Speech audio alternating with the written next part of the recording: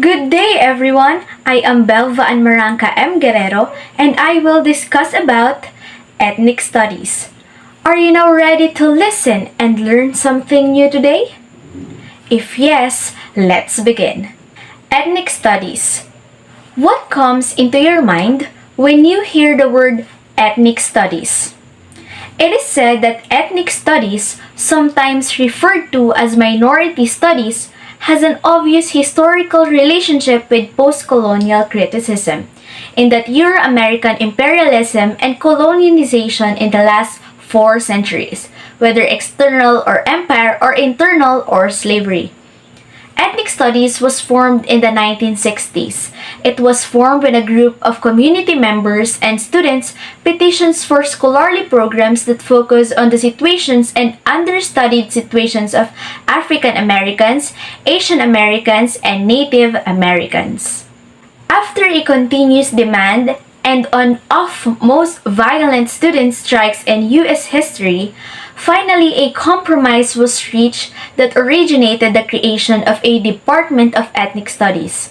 Since the department was formed, Ethnic Studies at UC Berkeley has steadily transformed and expanded, with each study becoming its own department.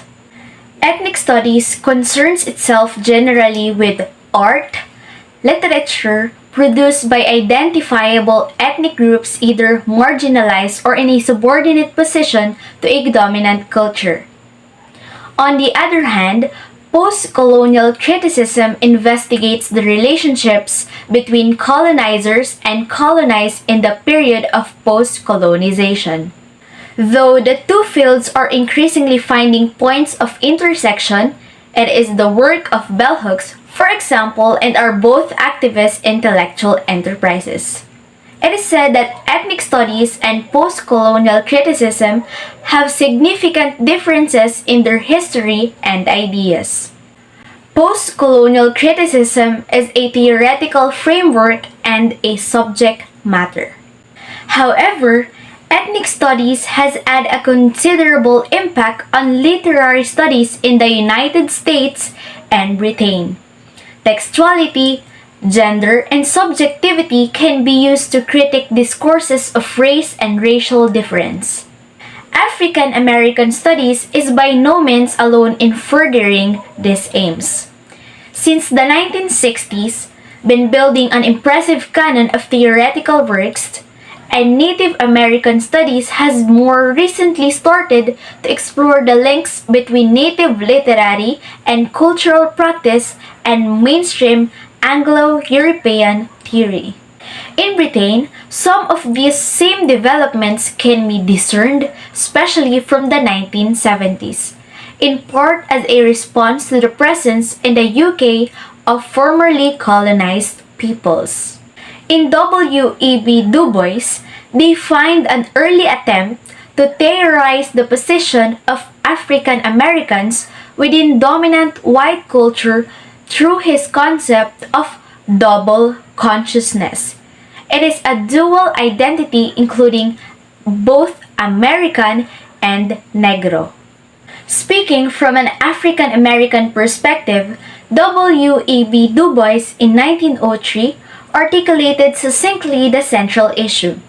The problem of the 20th century is the problem of the color line. For Du Bois, race and the difference that it marks have a profound effect on the social development of individuals. If race is the problem, so too is the individual whose race differs from that of the dominant group. Du Bois writes in The Souls of Black Folk that this double consciousness, this sense of always looking at oneself through the eyes of others, of measuring one's soul by the tape of a world that looks on in amused contempt and pity. One ever feels his two-ness, an American or a Negro, two souls, two thoughts, two unreconciled strivings, two warring ideas in a one dark body, whose dogged strength alone keeps it from being torn asunder. Du Bois and theories after him seek an understanding of how that double experience both creates identity and reveals itself in culture, Afro-Caribbean and African writers, which includes Aimé Césaire, Frantz Fanon, Chinua Achebe, have made significant early contributions to the theory and practice of ethnic criticism that explores the traditions, sometimes suppressed or underground, of ethnic literary activity while providing a critique of representations of ethnic identity as found within the majority culture. Ethnic and minority literary theory emphasizes that relationship of cultural identity to individual identity in historical circumstances of overt racial oppression.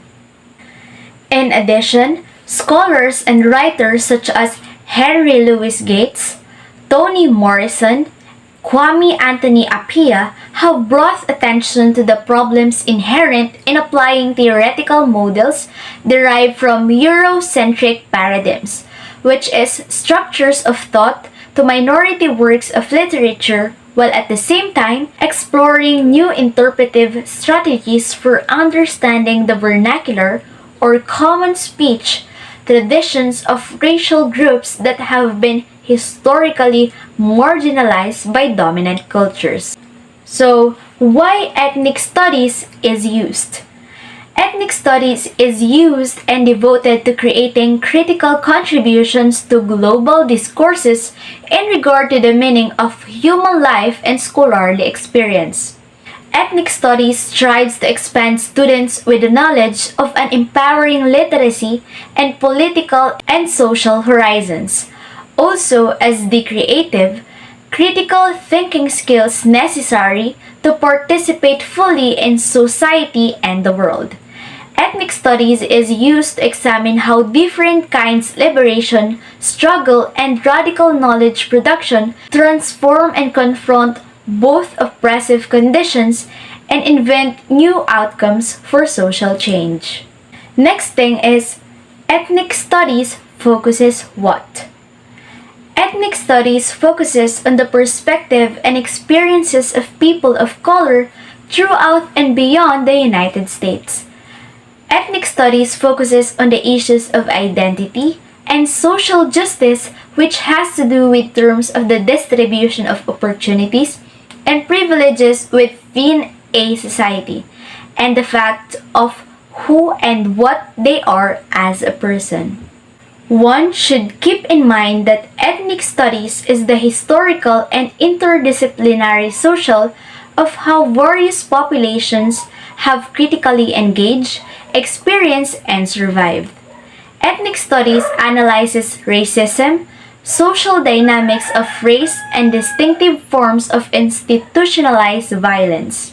Ethnic studies focuses on difference, nation, and ethnicity, but also gender, sexuality, and others such as power as expressed by the state, by individuals, and by civil society.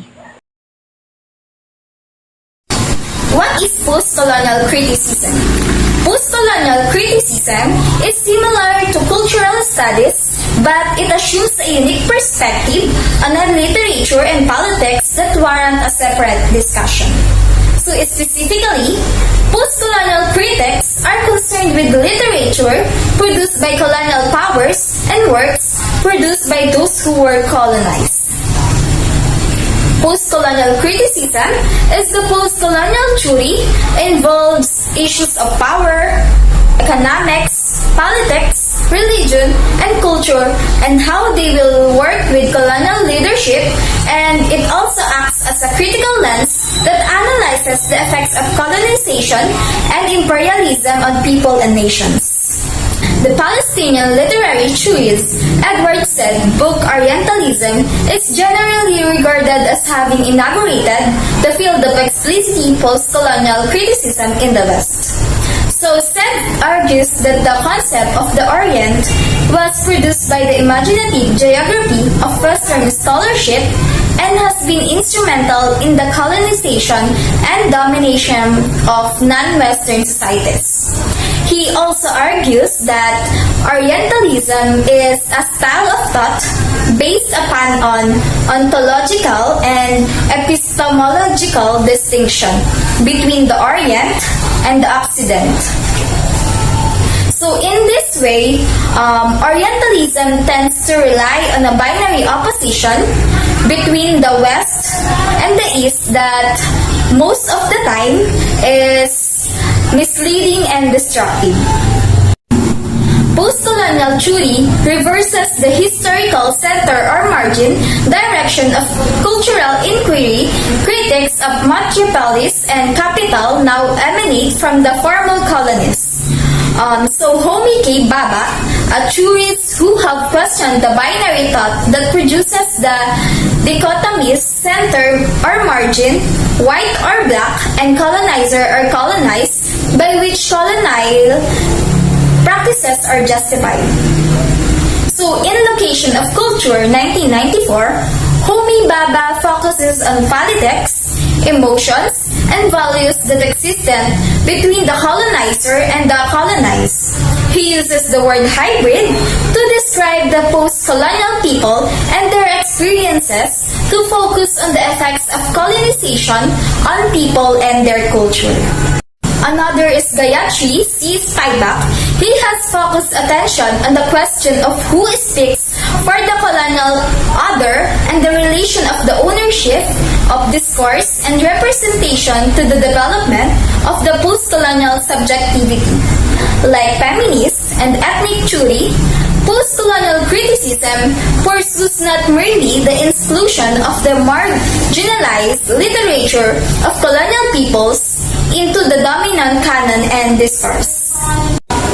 Moreover, post-colonial theory has brought fresh perspective to the role of colonial peoples, their wealth, labor, and culture in the development of modern European nation-states.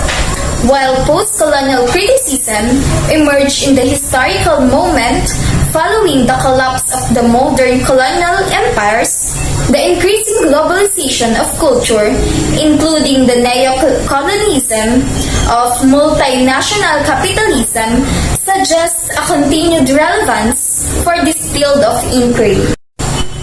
So lastly, post-colonial criticisms offer a fundamental critique of the ideology of colonial domination and at the same time seeks to undo the imaginative geography of the Orientalist thought that produced conceptual as well as economic divides between West and East, civilized and uncivilized, first and third worlds.